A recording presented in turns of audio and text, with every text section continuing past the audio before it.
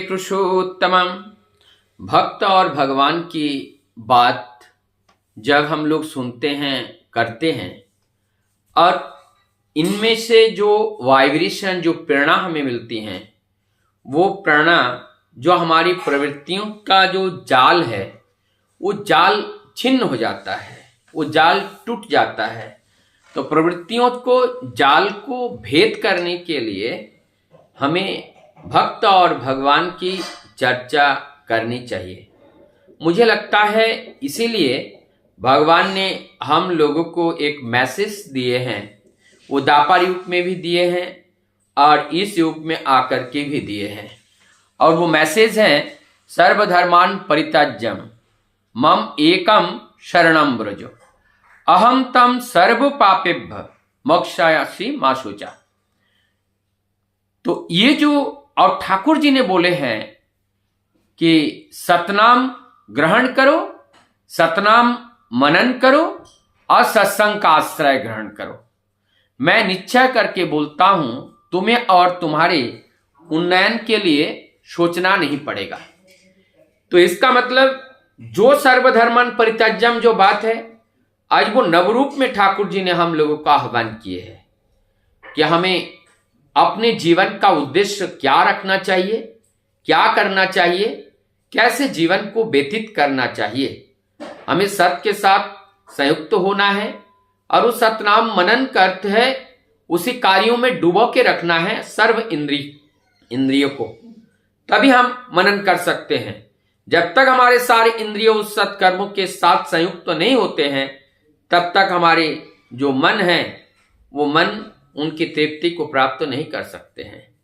और उसके बाद है हमें सत्संग का जो आश्रय लेना है निरंतर, तो इसी से हम आगे जा सकते हैं। एक बार आश्रम में एक हरिदासी नाम की एक माँ आश्रम में आई थी और उनकी चरित्र ठीक नहीं था। उनका दृष्टि थोड़ा सा अच्छा नहीं था। और एक बार ठाकुर जी के प्रति उनका दृष्टि जैसा भी रहा हो, एक दिन जब ठाकुर जी के और उन्होंने देखी, शाम का समय था, अंधेरा होने जा रहा था, अचानक एक ज्योति ऐसा तेज निकला कि सबके आंखें एकदम चौंध गए और ऐसा लग रहा है कि आग के लपेटे के साथ एक विशाल रोशनी के रूप में एकदम पूर्ण सूर्योदय का आगमन की तरह दिखने लगा। और हरिदासी मां भयभीत हो गई, आतंकित हो गई, और इतने ज्यादा वो अंदर से भयभीत हो गई, दूसरे दिन सुबह होने से पहले वो आश्रम से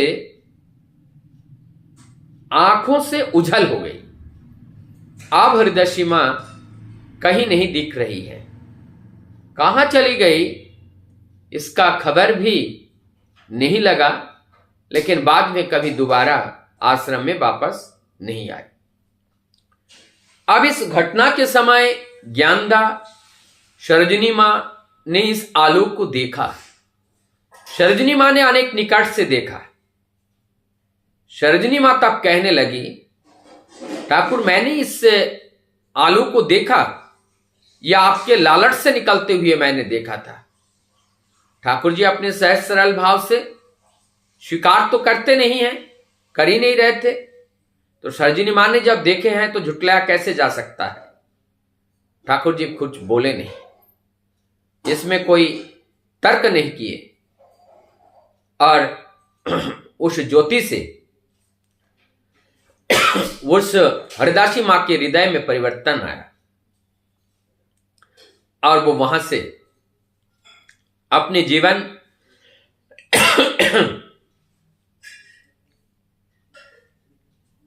को नया रूप में लेकर के वो अपने जीवन चलाने लगे। और उसके बाद से वो आश्रम में कभी नहीं दिखे। दूसरी बात, एक बार ठाकुर जी बैठे थे, एक डाल की ओर दृष्टिपात किए। थोड़ी देर बाद वो डाली टूट करके नीचे गिर गई। बाद में पता चला नाम शक्ति का इतना जोर होता है, नाम करते हुए जो चाहते हैं उस मनवांछा पूर्ण होता है। इस तरह से एक कीड़े तिलचट्टा एक बार वो किसी के प्रकोप में आकर वो मृत्युवरण किए।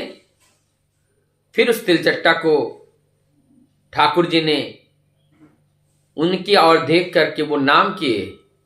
थोड़ी देर बाद वो तिलचट्टा चलने लगे। इस प्रकार से भक्त लोगों ने भी अनेकों नाम के द्वारा अनेकों ऐसे चमत्कारिक रूप से परिणाम देखा। जैसे कोई कीड़े बेहोश होके पड़े हैं, उनको हाथ में लेकर के नाम किए, नाम के वाइब्रेशन को उनको में दिया गया और उस नाम के वाइब्रेशन के द्वारा वो पुनर्जीवित हो गए। इस तरह से जब नाम की महिमा को सब जगह इसका जो प्रकाश है फैलने लगा, और जब ठाकुर जी जीवदशा में थे नाम के ऊपर बहुत जोर दिया जाता था। नाम, नाम और नाम, क्योंकि उस नाम का जो स्वरूप है, उस नाम का जो वही प्रकाश है, वह हम सबका देह है। नाम मूल बीज है और उस मूल बीज से संपूर्ण सृष्टि है, संपूर्ण प्रकृति है। इसीलिए जिस नाम से सृष्टि है, उस नाम के उच्चारण से उस नाम की महिमा को, नाम की रहस्य को जान पाते हैं। सूर्य का उदय जब होता है, छोटे छोटे रोशनी देने वाले रोशनदानी का जरूरत नहीं होता है। ठीक उसी प्रकार से हमारे पास जितनी ज्ञान बुद्धि हैं, ये सारे धूमिल हो जाते हैं जब हमारा आत्मज्ञान का जागरण हो जाता है। आत्मज्ञान वो सूर्य समान है और इस आत्मज्ञान का जागरण ये केवल नाम के माध्यम से ही संभव है। तो आइए परम दयाल इस कलयुग में जीवों के उद्धार के लिए जिस महानाम, जिस शक्तिशाली नाम को लाए हैं, उस नाम का चिंतन करें, नाम का मनन करें, नाम का रस आस्वादन करें। वो अमृत है और नाम में ही जिए तो ये जो भवसागर है, जहां पर माया बिछा हुआ है, ये माया हमें कुछ भी नहीं बिगाड़ पाएगा। माया के बंधन को तोड़ करके, माया प्रवृत्ति के जाल को छेदन करके हम अपने लक्ष्य में जरूर पहुंचेंगे। ठाकुर जी कहते हैं, स्पिरिट कोटेड विथ माया, ये जो आत्मा है माया से कोटेड है, लेकिन इस कोट को हटाने के लिए जरूरत है शुद्ध ज्ञान की, शुद्ध भक्ति की और शुद्ध दृष्टि, शुद्ध श्रवण की। जब हमारा इंद्रियां निर्मल हो जाती हैं, मन निर्मल होता है और निर्मल मन में प्रभु का दर्शन होता है।